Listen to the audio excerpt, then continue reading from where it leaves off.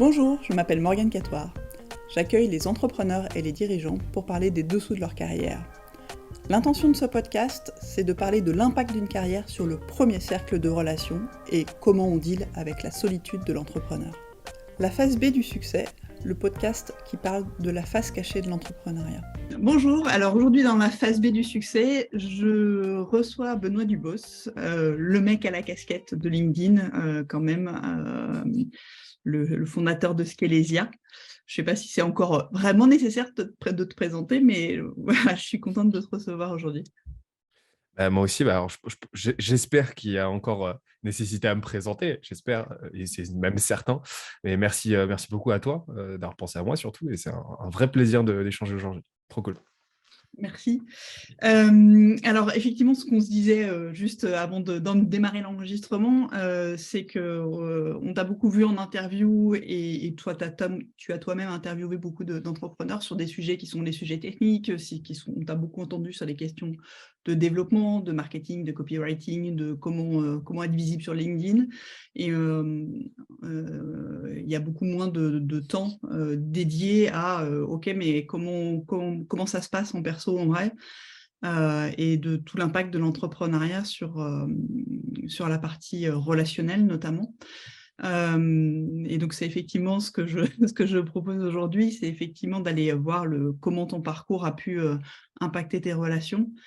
Et la première question, c'est comment toi, tu es arrivé à te lancer dans l'entrepreneuriat en fait? Alors, des échanges que j'ai eus avec beaucoup d'entrepreneurs, il y a toujours un background, il y a toujours une continuité très sociologique, en fait, j'ai remarqué dans l'entrepreneuriat. C'est-à-dire que la plupart du temps, il y a toujours un milieu qui a aidé, il y a toujours un background familial qui a aidé, et qui a prédisposé, qui a un peu nudge l'entrepreneur Ouais. dans cette voie-là, en fait.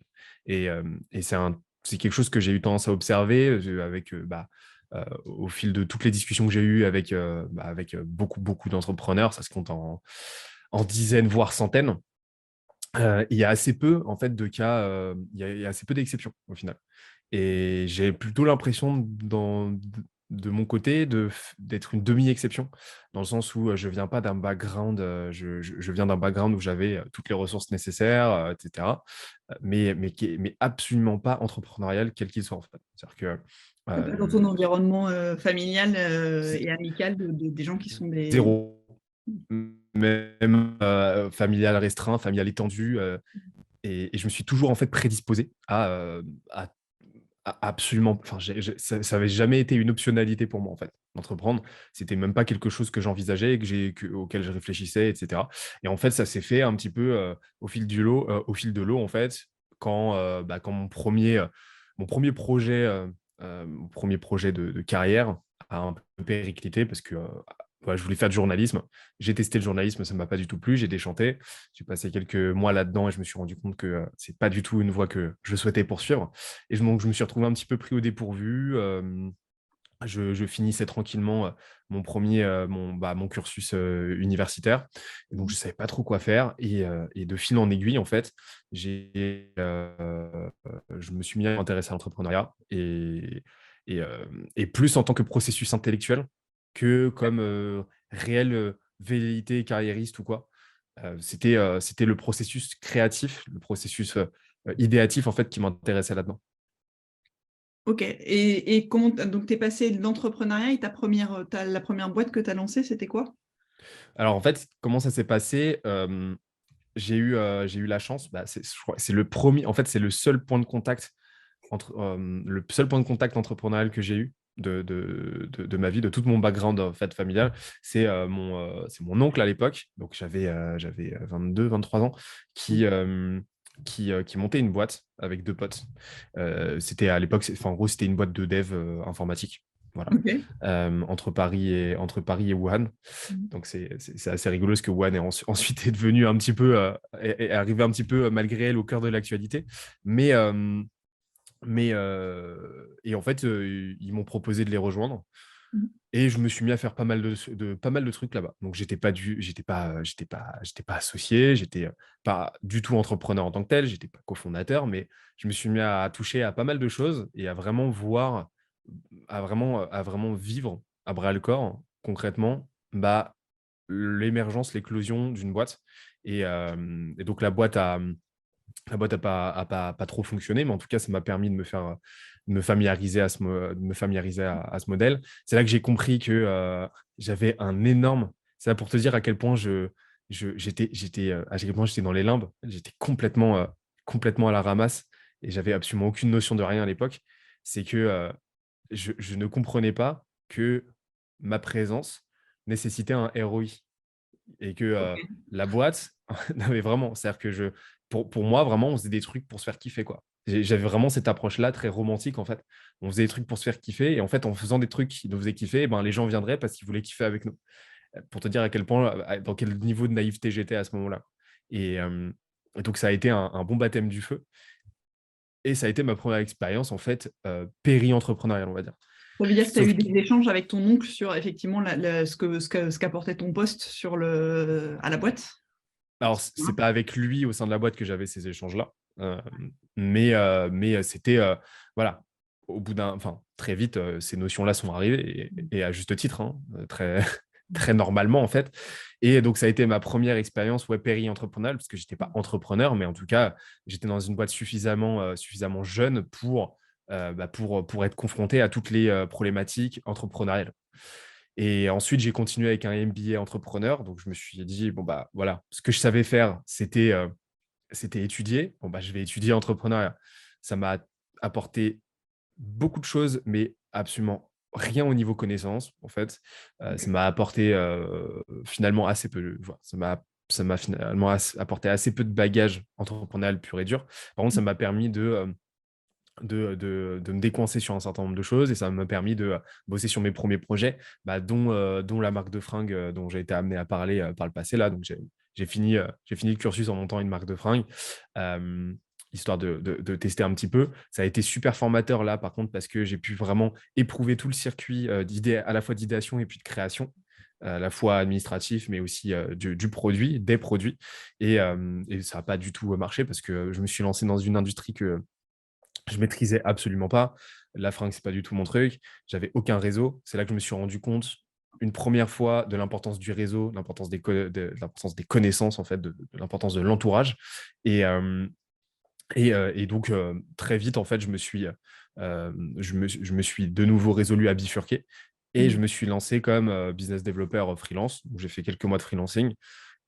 Et ensuite, j'ai transformé cette expérience-là, cette aventure-là en une micro-agence. Donc, on était deux dans cette micro-agence pendant 2 ans. Ça fonctionnait très bien. On faisait on faisait des bootcamps, on faisait de la formation, on faisait du growth en fait. Donc, ça fonctionnait très bien. Et puis, j'ai décidé à la fin de me séparer de mon cofondateur de l'époque, mon associé, et de kill cette boîte-là pour monter Scalesia. Et voilà où on en est. On vient de fêter notre 2e anniversaire et ça se passe très bien. Ouais. Dans un lancement, c'est ça, c'était en 2020, hein, Scalevia, le lancement de cette boîte-là. Ouais, septembre 2020. OK.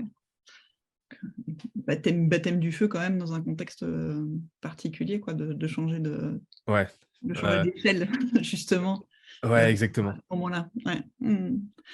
Et donc tu disais que tu n'avais absolument pas d'entrepreneur dans ton horizon familial, à part effectivement cet oncle qui était parti sur ce premier projet-là. Les réactions justement de ta famille ou de tes amis quand tu t'es lancé là-dedans, c'était comment? Hem, encourageant, Ouais. encourageant. Il y a eu aucune tentative de dissuasion ou quoi. Hem, hem, une certaine confiance. C'est-à-dire qu'en gros, ils se disaient que, de toute façon, le seul moyen d'avoir le cœur net, et le seul moyen d'avoir une petite chance que ça marche, c'était de tester. Mais OK. par contre, forcément, ils ont pas pu mettre une grande aide d'un point de vue réseau, d'un point de vue ressources, parce que tout simplement, c'est pas un sujet qu'ils maîtrisent concrètement, quoi. Donc, du soutien, Beaucoup, franchement, du soutien. J'ai eu de la chance par rapport à ça. Du soutien, en tout cas, émotionnel, du soutien familial. Je savais que j'étais pas en dos crôlé par rapport à eux, quoi, que je pouvais échanger, etc. Mais par contre, le soutien opérationnel, forcément, c'était un petit peu plus compliqué, un petit peu plus compliqué.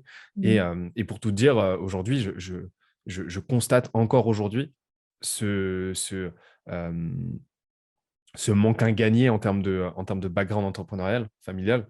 Ouais. Et aujourd'hui, je vois encore un petit peu les, euh, les, euh, les lacunes que ça peut présenter dans mon Ok. quotidien versus d'autres homologues entrepreneurs qui, eux, viennent d'un background très entrepreneurial, euh, dont la famille a un très gros réseau, etc. Et c'est là que je me suis rendu compte, en fait, par ce comparatif, de l'importance du réseau et de l'importance très bourdieusien, en gros, du background et du capital à la fois culturel et social, quoi. C'est ça, toute la partie, le référentiel et les réseaux que ça permet d'être mouillé là-dedans d'entrée de jeu, tu te rends compte qu'aujourd'hui encore, ça a un impact de ne pas l'avoir eu au départ. Ah, complètement. Complètement. Et c'est quelque chose que j'ai constaté chez d'autres entrepreneurs aussi. Un de mes meilleurs potes, avec qui, dans la boîte de qui je suis associé, a eu exactement les mêmes problématiques que moi. Euh, Tout simplement parce qu'il n'avait pas suffisamment de réseau. Et en fait, ce manque-là de réseau l'a amené à commettre, sans avoir d'autre choix, en fait, des erreurs qui lui ont beaucoup coûté. Et exactement la même chose de mon côté. C'est-à-dire que en fait, c'est là qu'on voit le côté très pernicieux, en fait, de ce manque-là de réseau et de ce manque-là de capital social Mm. et culturel, en fait. C'est que j'ai été amené à commettre des erreurs purement entrepreneuriales que j'avais pas d'autre choix que de commettre si je voulais avancer. C'est-à-dire que, T'as un exemple concret parce que quand tu ouais, parles de ça, j'ai l'impression que tu as vraiment une anecdote derrière, si c'est OK pour toi d'en parler. ouais, ouais, euh, par exemple,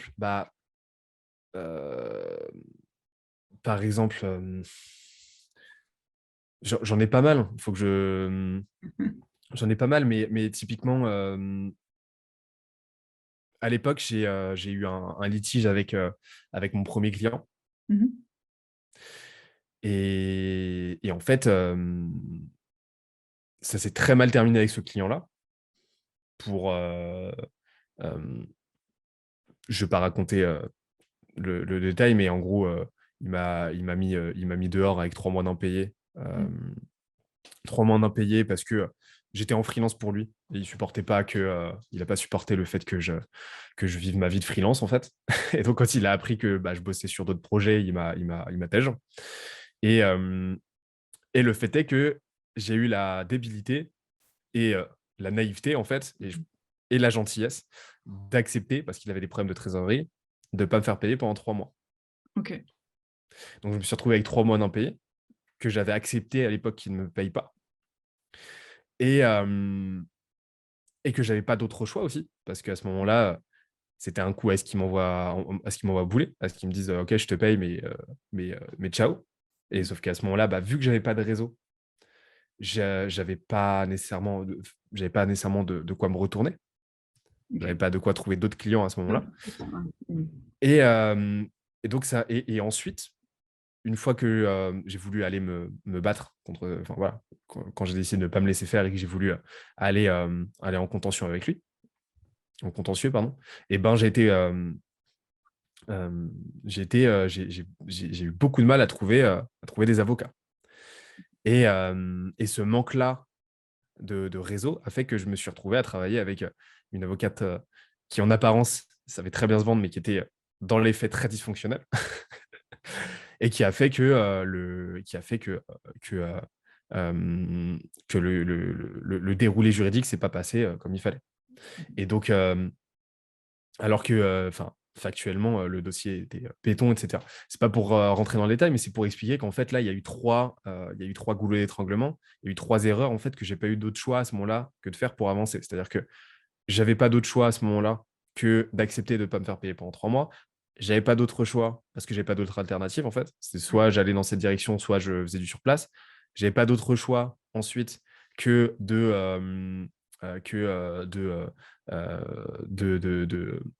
de partir en litige avec lui. Et Mhm. je n'avais pas d'autre choix ensuite que d'avancer avec cette avocate-là, avec ce conseil-là.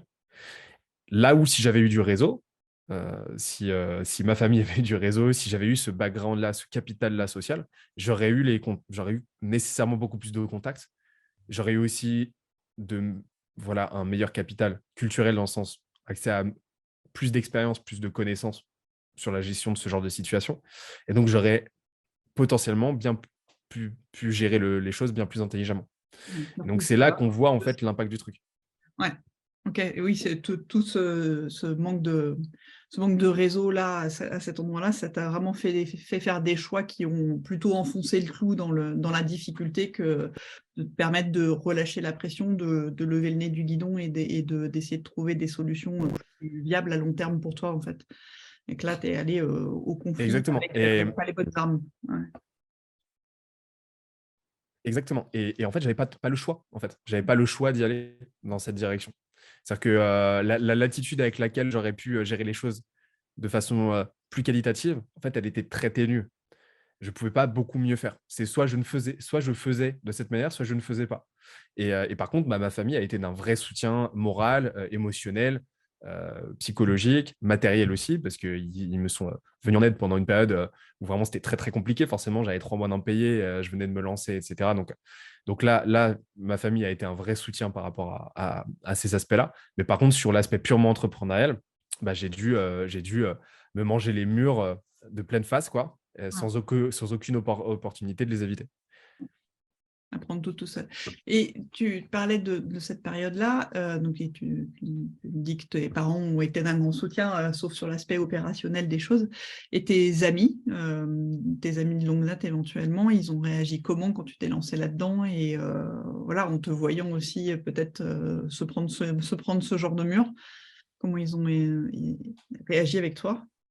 Bah, pareil, du soutien, de la frustration de ne pas pouvoir m'aider de façon concrète. Ouais. Et il y a toujours, ce côté assez intriguant quand quelqu'un se lance.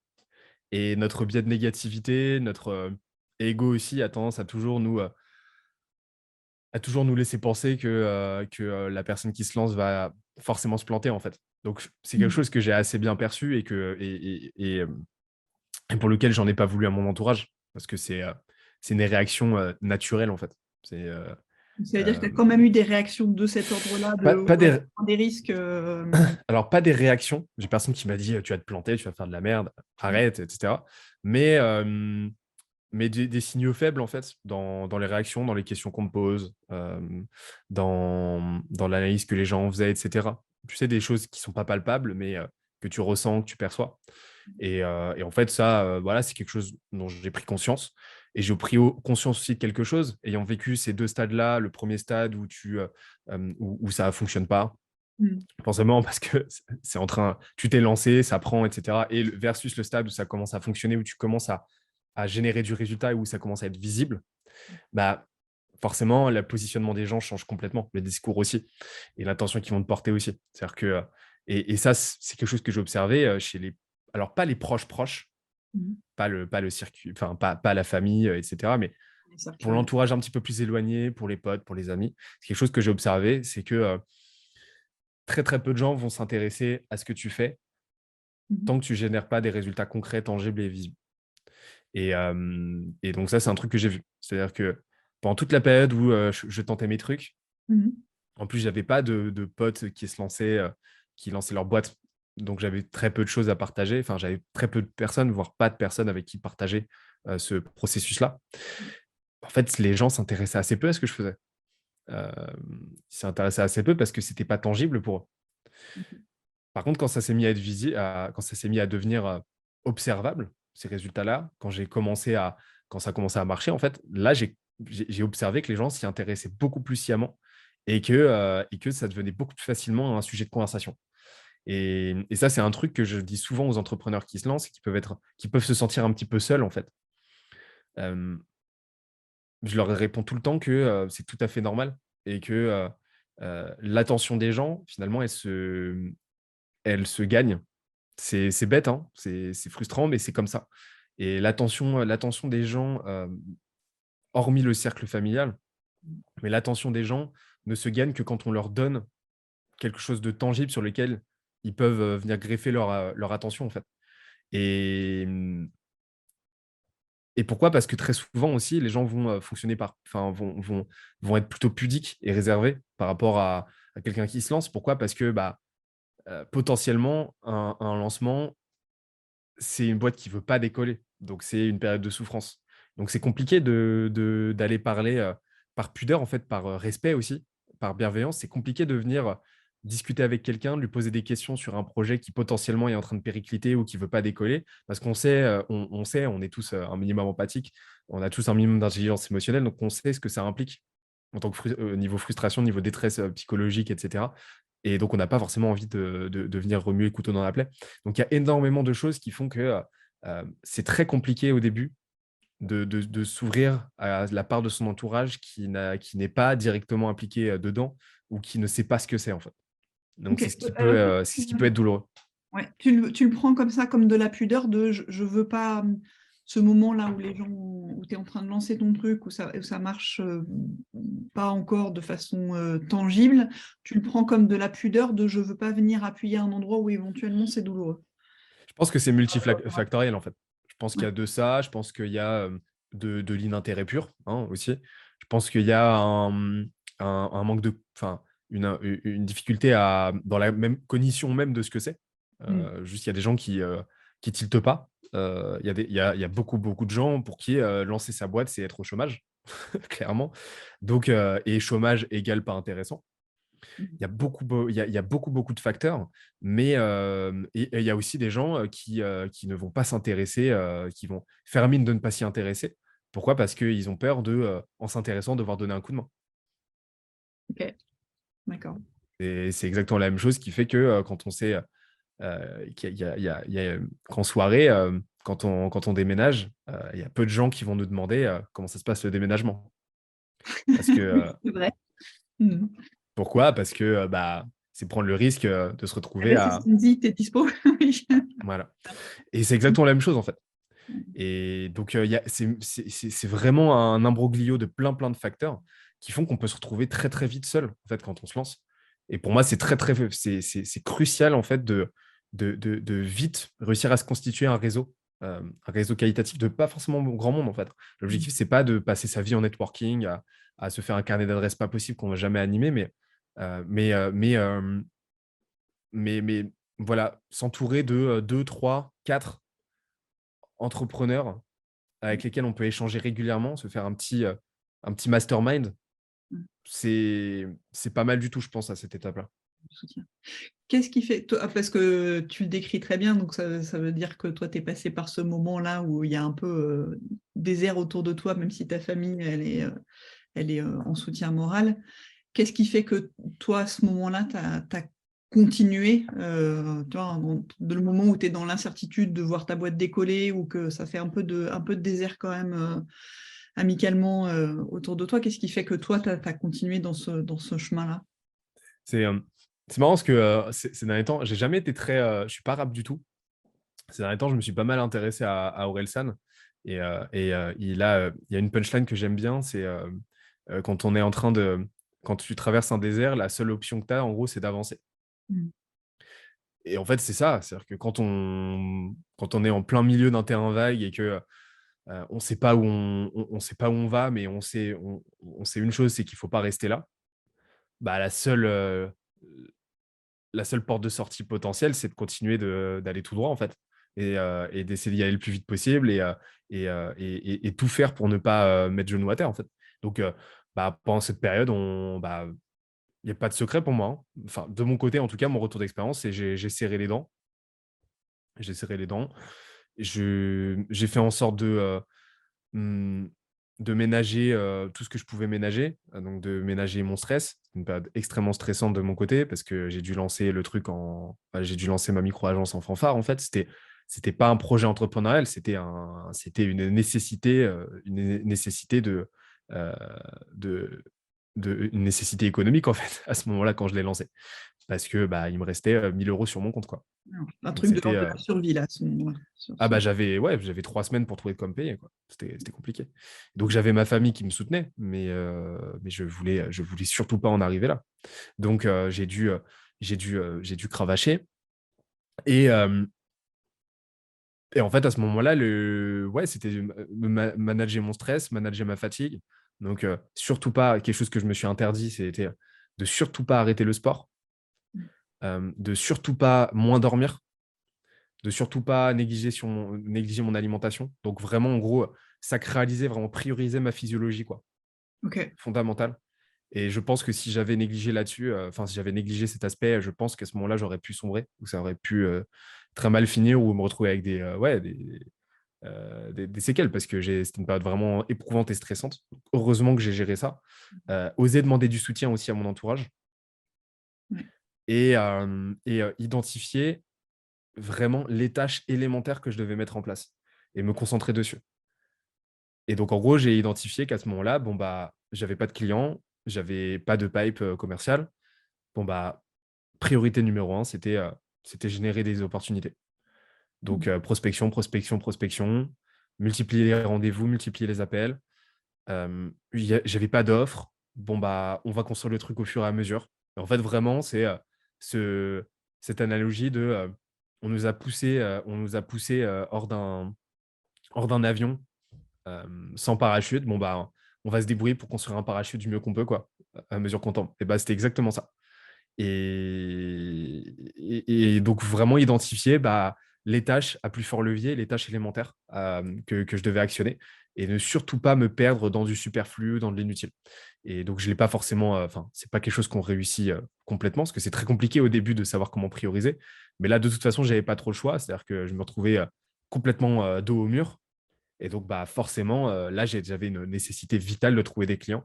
Et donc, je me suis concentré là-dessus pendant 1 mois, quoi, où j'ai fait que ça, que ça, que ça, quoi. OK.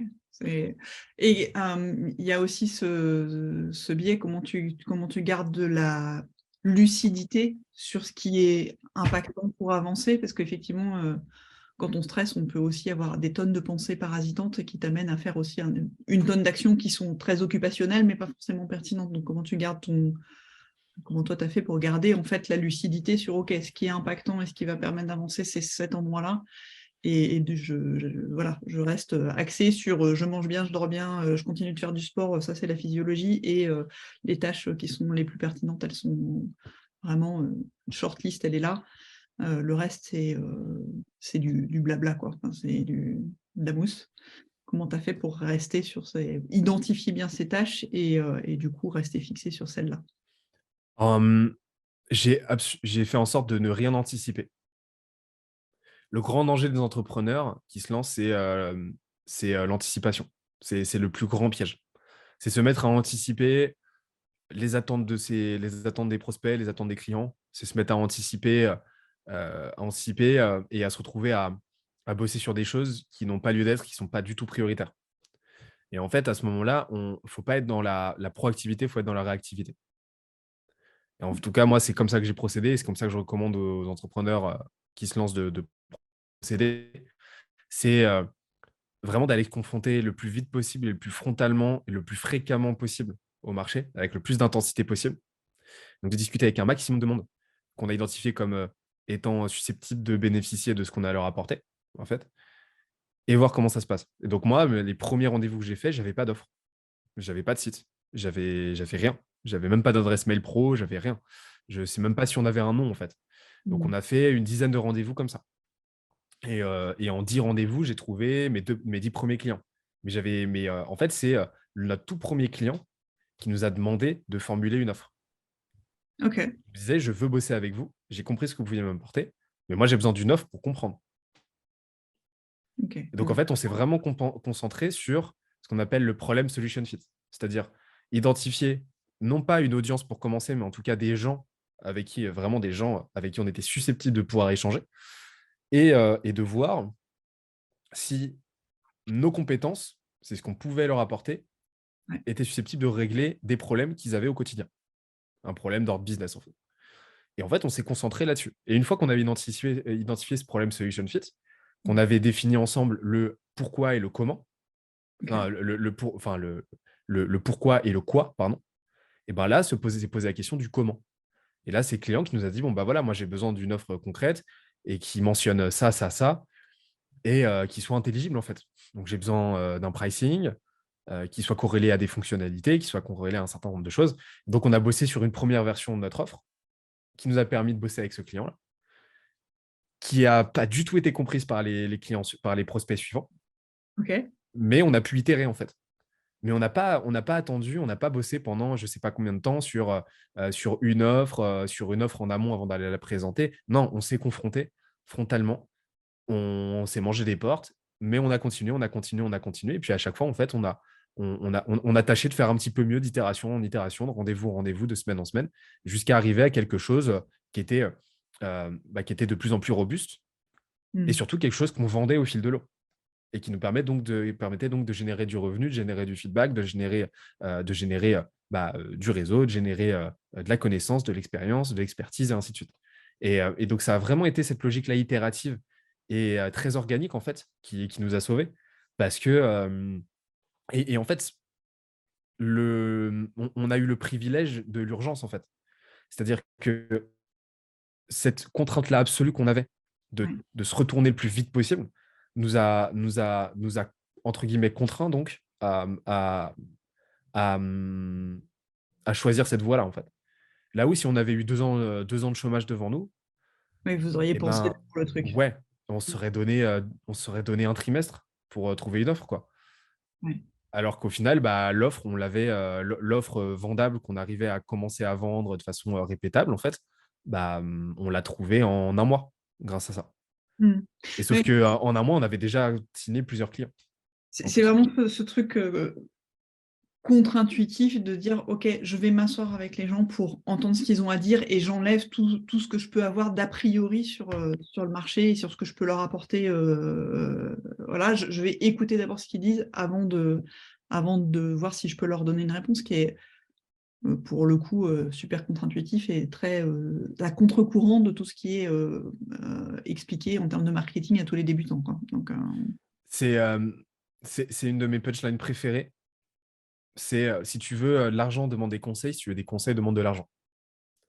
Et donc, en fait, moi, ce que j'ai fait, c'est que j'ai fait en sorte d'aller voir un maximum de monde, de leur demander de leur apporter un maximum de valeur sur des problématiques qu'ils pouvaient rencontrer. Et en échange, je leur demandais des feedbacks, tout simplement. Et si je voyais qu'il y avait match, et ben là, on discutait concrètement de comment on pouvait bosser ensemble. Et je me suis pas du tout pris la tête, je me suis pas du tout pris la tête outre mesure. Mon objectif, c'était, de combler ma lacune première, c'est-à-dire, mon manque de connectique entrepreneuriale, mon manque ce qu'on appelle go to market dans le marché. C'est-à-dire, j'avais mon manque d'opportunités, tout simplement. Donc c'était générer plus d'opportunités. Et après, ces opportunités, potentiellement les faire évoluer. Comment? Avec de la générosité, avec de l'apport de valeur et surtout avec de la patience, quoi. Et pour te dire, un client que j'ai vu en rendez-vous, donc tout début 2019, donc c'est-à-dire 3 mois après, vraiment tout début janvier, donc 3 mois après avoir lancé cette micro-agence-là, on vient tout juste de le signer là avec Skelesia, plus de OK. 3 ans après. Le temps de mûrir. OK. Donc la patience, c'est vraiment quelque chose d'extrêmement sous-coté. Mais ça exprime en fait à quel point. Et idem avec un autre client avec qui j'ai bossé en 2019, qu'on a signé là 3 ans après. Ouais. Et, euh, et Et donc, en et en attendant, ils ont été nourris avec tous les contenus, notamment ceux de ouais, Scalesia, dont je sais qu'ils sont extrêmement généreux, pour le coup, en information. OK. Et vous ouais, et avez en gardé plus, contact avec eux entre-temps. en fait, le contenu a clairement aidé à maintenir la relation, même en distanciel, et à rester top of mind chez eux. Donc, à ce que Skelesia, à ce que Benoît Dubos reste dans leur tête, quoi. Mais surtout, en fait, la relation a été initiée par un premier échange qui a été fructueux pour eux, en fait. Donc, ils ont eu une très bonne première expérience avec moi. Je leur ai apporté de la valeur, je leur ai rendu des services, ça s'est bien passé. Et donc, forcément, la continuité a été ce qu'elle a été, quoi. Et en fait, c'est juste, je me suis concentré là-dessus. C'est faire en sorte d'échanger avec un maximum de monde, à chaque fois apporter de la valeur, faire en sorte que l'heure qu'on va passer ensemble leur soit bénéfique d'une manière ou d'une autre, et leur laisser un bon souvenir et faire en sorte qu'ils se souviennent de moi. Ou alors, identifier une opportunité à l'instant T et voir comment je peux les aider. Mais j'étais vraiment là pour eux, pour voir, pour apporter des solutions, en fait. J'étais pas là dans l'optique de leur vendre un truc ou de leur soutirer de l'argent. Et pour moi, ça, c'était un produit dérivé potentiel de la valeur que j'allais apporter ou des solutions que j'allais leur apporter. Mais quand tu es dans ce moment de pression où pour toi, il te reste 1000 balles sur ton compte et voilà, Mmh. comment tu arrives à lâcher OK, moi je suis en mode survie, par contre, enfin, tu vois, tu es vraiment dans quelque chose qui est complètement contre-intuitif. Je vais prendre le temps de m'asseoir avec eux et d'écouter leurs problèmes, alors que toi, tu es en mode, moi, il faut que je trouve du pognon, quoi. Tu vois, la contradiction, elle est énorme Ouais. et où tu trouves la ressource pour changer enfin, tu vois, pour transformer le truc, quoi. En fait, Est-ce j'ai pas trouvé la ressource. C'est juste qu'un des premiers entretiens que j'ai fait, ouais. j'ai fait exactement le contraire. C'est-à-dire que j'ai tout fait pour forcer la vente, j'ai argumenté comme pas possible. Enfin, j'ai fait tout ce qu'il ne faut surtout pas faire. Pourquoi? Parce que justement, j'avais la pression, parce que je voulais que ça marche, parce que c'était une belle boîte, etc. Parce que toutes les raisons qui font qu'on y va comme un bourrin et que au final, ça ne se passe pas du tout comme attendu. Donc, j'ai forcé, j'ai argumenté, j'ai récité ma leçon de commercial en posant des questions très techniques, en scriptant complètement le truc, etc. J'ai fait tout ce qu'il fallait pas faire. Et à la fin, j'ai même proposé le truc de mort de faim qu'il faut surtout pas faire. J'ai même proposé un 50% de discount. Mais pour rien, vraiment pour rien, quoi. Truc, mais à ne surtout pas faire. Et en fait, ça a été tellement. euh, je me suis tellement senti comme un couillon. Limite, je me suis tellement senti humilié. Quand en plus de ça, la réponse a été non. Et qu'en plus, ils m'ont très clairement fait comprendre, gentiment, hein, mais que ce que je leur avais proposé n'était pas au niveau, que ça ne avait pas mis en confiance, qu'en fait, ça a été cette micro-expérience-là m'a très clairement indiqué que là, c'était pas du tout la bonne voie et qu'il fallait complètement repenser ma façon de faire. Et donc là, j'ai décidé de me faire confiance et de me dire, OK, bah, cette méthode-là, dure, frontale, ne fonctionne pas. Et maintenant, on va y aller comme j'ai toujours fait, enfin, comme j'ai toujours fonctionné moi-même en tant que personne, c'est-à-dire avec simplicité, avec générosité, avec bienveillance. Et puis, on va faire en sorte de multiplier tout ça, quoi. Et je me suis rendu compte d'un truc aussi, c'est que quand on est gentil, quand on est bienveillant, quand on est là pour conseiller les gens, purement les conseiller, leur donner de la valeur, les aider à résoudre des trucs qui leur posent problème, on paraît beaucoup plus compétent que quand on essaie, que quand on essaie et voire même expert, que quand on essaie de prouver son expertise. Là, j'étais pas dans la, euh, là, j'étais pas dans l'argumentation de mon expertise. J'étais dans la démonstration de mon expertise. Je la narrais pas, en fait. Ouais, tu l'as Je mis la, en je, œuvre. je la mettais je la mettais en scène, en fait. Enfin, je la mettais pas en scène, je leur permettais de l'expérimenter directement. Et ça change tout. En anglais, on appelle ça le show don't tell. Là, c'est la même chose. C'est-à-dire que je venais en entretien avec eux. Enfin, je les avais, je les prenais, on se calait un créneau au téléphone, mais c'était vraiment une discussion, en fait, où j'apportais de la valeur concrète, vraiment en tant qu'expert à cette époque-là, BizDev, Growth, etc., où je leur donnais des recos, tout simplement. Et puis au bout d'un moment, se poser la question de OK, d'ailleurs, toi, comment tu fais? Parce que ça pourrait être intéressant qu'on en discute, etc.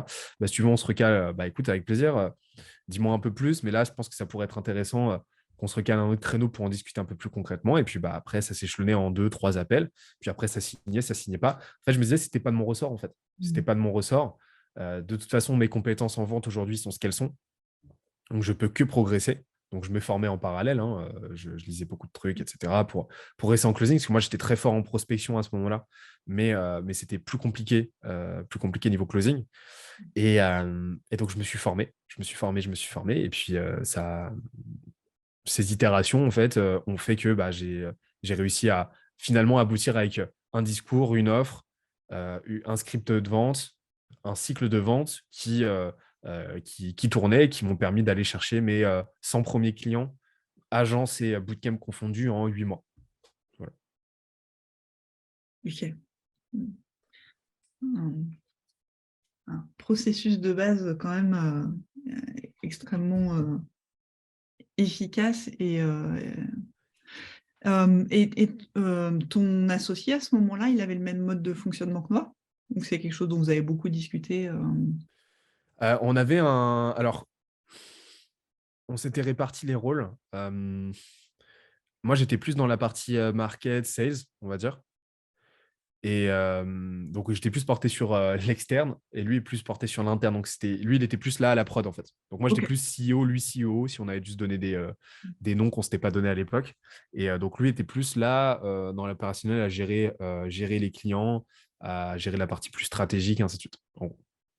Ok. Et donc il t'a suivi, il t'a fait confiance sur la partie acquisition client en fait à ce moment-là. Ouais, après, j'ai pas dit, il en a ramené aussi, hein. Il en a ramené aussi.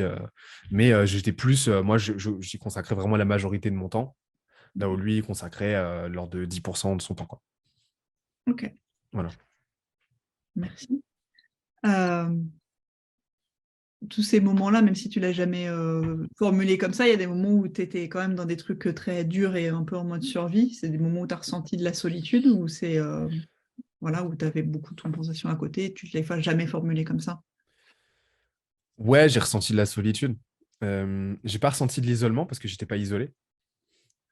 J'ai, j'ai- voilà, j'avais du monde autour de moi qui en plus voyait que je traversais une période compliquée. Donc, je me sentais pas isolé, mais je me sentais seul dans le sens où je voyais, il y avait peu beaucoup, il y avait peu, peu de monde en fait autour de moi qui était, je l'ai très vite compris à même de comprendre la situation. Et après, c'est compliqué aussi parce que j'ai tendance à relativiser très facilement. Et j'avais du mal à me plaindre, en fait. J'étais pas dans une période où je me plaignais beaucoup et tout, parce que je me disais, bah, il y a bien pire que moi. Enfin, c'est bon, je vais trouver des solutions, quoi. Je vais trouver des solutions. De toute façon, j'ai pas le choix. Hum, Donc, en fait, j'étais un petit peu pris en tenaille entre bah, ce sentiment de solitude et en même temps cette interdiction que je me donnais ouais, de me plaindre et de me lamenter sur mon sort, parce que je me disais, ça pourrait être bien, bien, bien pire. Et donc, ce qui a fait que c'était... en fait, je pense que ça a été plutôt bénéfique. Ça m'a permis vraiment de sédater cette partie-là émotionnelle qui, à ce moment-là, n'aurait rien pu m'apporter de bon, quoi.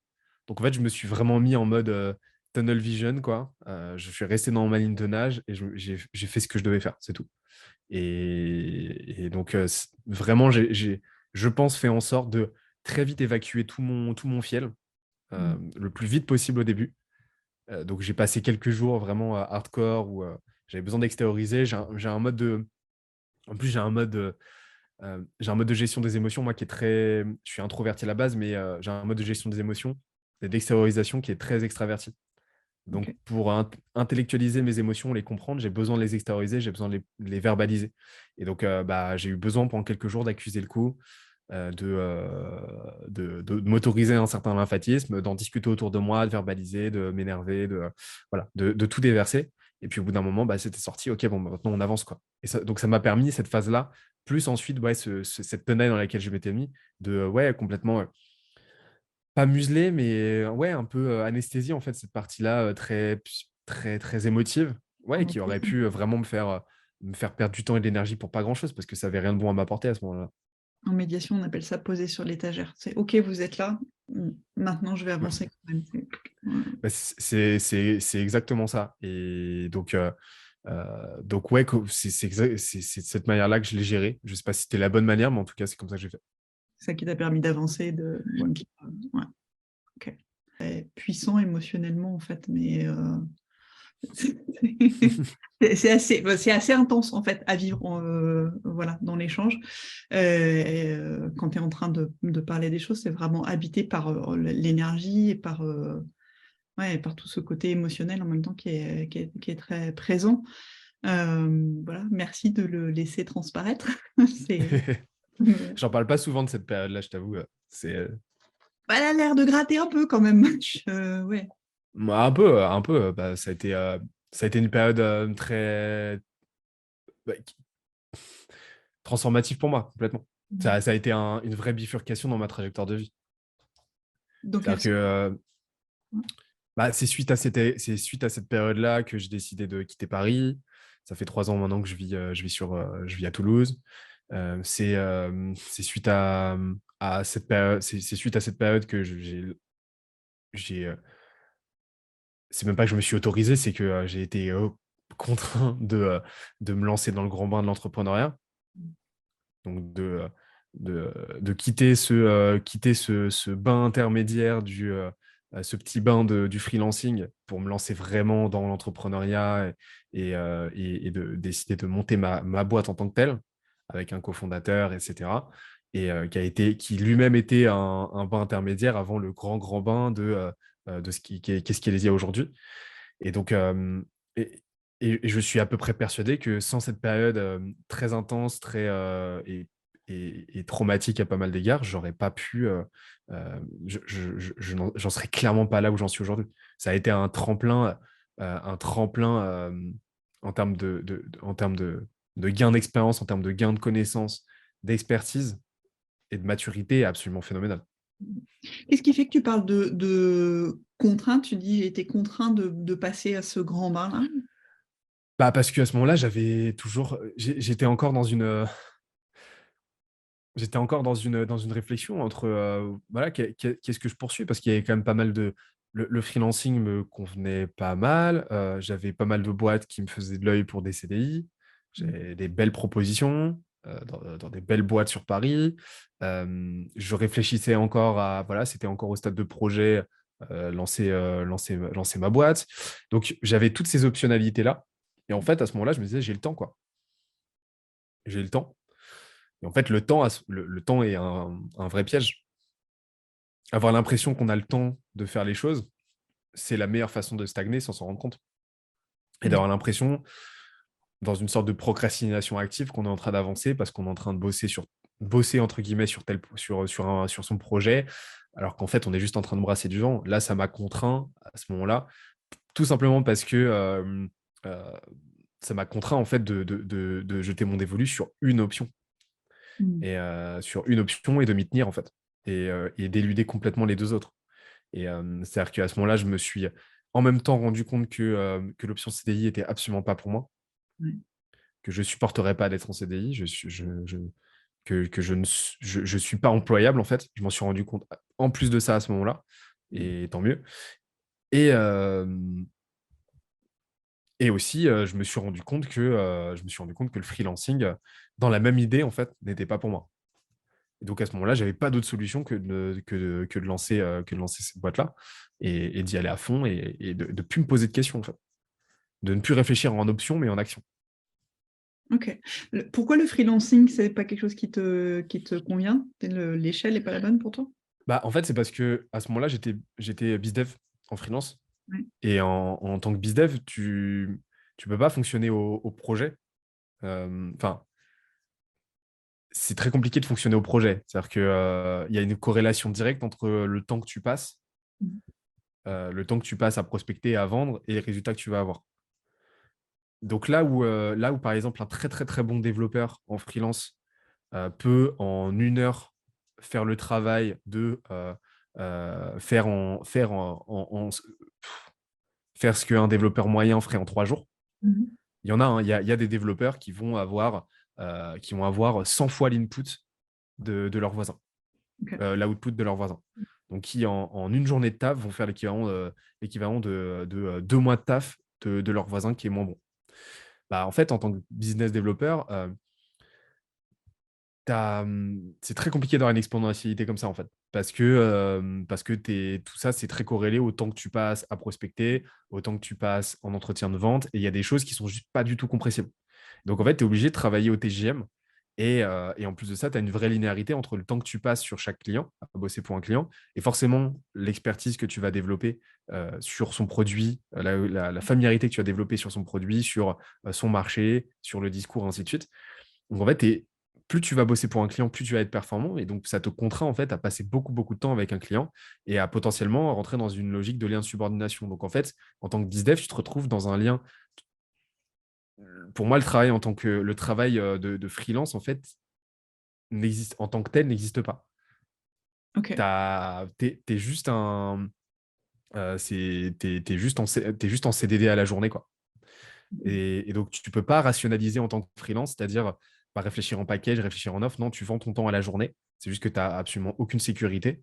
Et tu es obligé, enfin, tu n'as absolument aucune sécurité de l'emploi parce que tu es contractuel. Et tu es obligé et en même temps, tu es obligé de t'imbriquer dans les rouages hiérarchiques de la boîte, de ton client, quoi. Ce qui fait que tu entretiens, quoi qu'il arrive, un lien de subordination avec lui. Mm. Moi, c'est quelque chose que j'ai observé chez moi, mais aussi chez tous les autres bizdev freelance que je côtoyais. Et donc, je me suis dit, bah non, c'est pas non plus une bonne option. Moi, ce que je veux, c'est une offre packagée que je peux rationaliser dans sa production, dans sa livraison, en fait, de la manière que je veux ensuite. Et je veux pas vendre du temps, je veux vendre un résultat. Ok. Et pour moi, ce sera ça la clé, en fait. Et donc, c'est là-dessus qu'on est parti, c'est là-dessus qu'on a travaillé. Ça a mis beaucoup de temps. On a mis du temps à y arriver, mais au moins, on a pu avancer dans cette direction. Mm. Ok, ouais. Oui, j'entends quelque chose qui est de décorrélé entre l'objet qui est de faire rentrer des clients et qui peuvent prendre, ça peut prendre du temps, et tu parlais de cet exemple de 3 ans Ouais, pour le client que tu as touché qui a signé ces jours-ci à Skelésia. Et la façon dont ça fonctionnerait en freelancing, c'est-à-dire vendre du temps, et que ça serait complètement décorrélé de ce que tu fais dans le fond et de la valeur ouais, c'est ajoutée que ça. tu apportes à cet endroit-là. Ouais. Ça, Ok. je voulais plus vendre des journées, en fait. Je voulais plus vendre mon temps, je voulais plus vendre des journées chez le client. Où je voulais plus que ce que je vendais. En plus, quand tu es bizdev, tu es dans un entre-deux très, très désagréable pour moi, où tu es dans une obligation à la fois de moyens et de résultats. Ouais. C'est-à-dire que tu dois vendre ton temps, où le client s'attend à ce que tu travailles pour lui de telle heure à telle heure, généralement en plus dans ses locaux. Mm. Mais sauf que là où tu serais dans une simple obligation de moyens, c'est-à-dire bah, voilà, il te paye la journée pour que tu fasses un certain nombre de tâches, et ben en fait, il t'attend en plus de ça sur un résultat, sur un ROI. Donc Ouais, en un fait, résultat qui prend du temps en plus à faire, et pour ouais, lequel il te paye pas forcément tout ce temps. Ok. exactement. Et exactement. C'est-à-dire que dans tous les cas, en fait, tu as tort, et dans tous les cas, et il y a toujours un milliard de choses, enfin, il y a toujours un milliard de choses à te reprocher, quoi. Et donc, ouais, moi, c'est toutes ces raisons-là qui ont fait que pour moi, c'était la seule option viable à ce moment-là, c'était de lancer ma boîte. Et c'était d'y aller à fond. Et en plus, j'ai eu la chance de rencontrer mon cofondateur de l'époque. Donc, on s'est lancé ensemble. Et donc, il y avait quelques voyants ouverts. Donc, on s'est dit, on va y aller, quoi. Ok. Voilà. Merci pour tous ces détails. Est-ce qu'il y a, pour clôturer, quelque chose que d'important pour toi à dire aux entrepreneurs qui se lancent, à ceux qui passent par un coup de mou, par des coups de doute Bah, j'espère que mon retour d'expérience vous sera utile. Euh, euh, alors, justement, on va pour peut-être faire une synthèse, hein. Moi, ce qui m'a vraiment aidé, et j'espère que vous, ça vous aidera, c'est de prioriser, comme j'ai dit, ma physiologie. Voilà. Donc, ne négligez surtout pas votre sommeil, votre nutrition, l'exercice. Si vous n'êtes pas très sportif, vraiment, allez marcher. Faites-vous 1 heure de marche par jour. On fait tous des appels toute la journée. Enfin, la marche ça a été un game changer pour moi. Je marche 2 à 3 heures par jour aujourd'hui. Les effets sont juste monstrueux. Euh, on passe tous minimum 2 3 heures par jour au téléphone. Faites-vous ne serait-ce qu'une heure, une de ces 3 heures en marchant dehors ou chez vous, en fait. Mais voilà, ces quelques milliers de pas, en fait, vont vous faire beaucoup de bien. Supplémentez-vous, voilà, renseignez-vous un petit peu, mais la nutrition, c'est vraiment fondamental. Soignez votre sommeil, faites en sorte de déstresser du mieux que vous pouvez. Trouvez un truc vraiment qui vous défoule, qui vous permet de gérer votre stress. Faites la différence entre l'isolement et la solitude. Euh, c'est normal, l'isolement est factuel, la solitude est subjective. C'est-à-dire que, voilà, faites en sorte d'être entouré. Et si jamais vous êtes entouré, donc vous n'êtes pas isolé. Dites-vous que ce sentiment de solitude, en fait, il est dans votre tête. Et allez plutôt chercher ce que les gens peuvent vous apporter plutôt que de vous lamenter, enfin, plutôt que de vous concentrer sur ce qu'ils ne sont pas en mesure de vous apporter ou ce qu'ils ne vous apportent pas, en fait. Et donc, votre entourage, quoi qu'il arrive, aura des choses à vous apporter, des choses à vous donner. Peut-être pas ce dont vous avez le plus besoin, mais concentrez-vous idéalement sur ce qu'ils vous apportent. Et, et puis, bah, concentrez-vous sur une chose. Enfin, moi, ce que j'ai fait, c'est que vraiment, j'ai identifié la chose qui me manquait à l'époque. Et dans tous les cas, vraiment, quand vous êtes en difficulté, heu, quand une boîte est en difficulté ou quand on est en difficulté sur le plan pro, c'est toujours très, très corrélé, très vite corrélé à l'argent. Donc, posez-vous la question de comment est-ce que, ça sera le cas dans 99 des cas, hein, comment est-ce que vous pouvez, bah, générer plus d'argent? Mmh. Et donc, et vraiment posez-vous les questions à chaque fois de: «OK, élémentairement, quelles sont les actions que je dois faire?»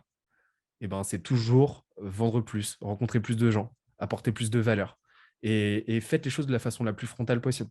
Si vous êtes aux abois d'un point de vue financier, si là, vous avez vraiment pas assez de clients, si vous arrivez pas, oubliez le contenu sur LinkedIn, enfin, oubliez le contenu, oubliez oubliez toutes les tâches dont les résultats vont se mesurer à moyen ou long terme. Vraiment, cherchez des choses, faites des choses frontales, faites des choses qui vous génèrent du feedback rapidement et des résultats rapidement. Décrochez votre téléphone, appelez, réactivez votre réseau, demandez des, introdu- des recommandations à vos clients, demandez des intros à votre entourage. Faites de la prospection téléphonique, prospectez sur LinkedIn, prospectez par email. Mais c'est La mise en action toujours, directe, en voilà, fait. vraiment, vraiment à ce moment-là, enfin, rester en action. Et Mmh. rester en action d'un point de vue entrepreneurial, c'est toujours s'ouvrir aux autres, en fait, et à chercher à leur apporter de la valeur. Voilà. C'est le meilleur truc que vous puissiez faire pendant ce genre de période. C'est un joli mot de la fin, joli mot de la fin. Bah, j'espère. Merci beaucoup Benoît pour ton temps et ta générosité, dans ton partage. Bah, merci à toi, Morgane. C'est très, très cool cet échange. Vous venez d'écouter la phase B du succès. Laissez-moi vos commentaires sur la page et retrouvez-moi sur LinkedIn ou sur mon site internet morgane-catoire.fr.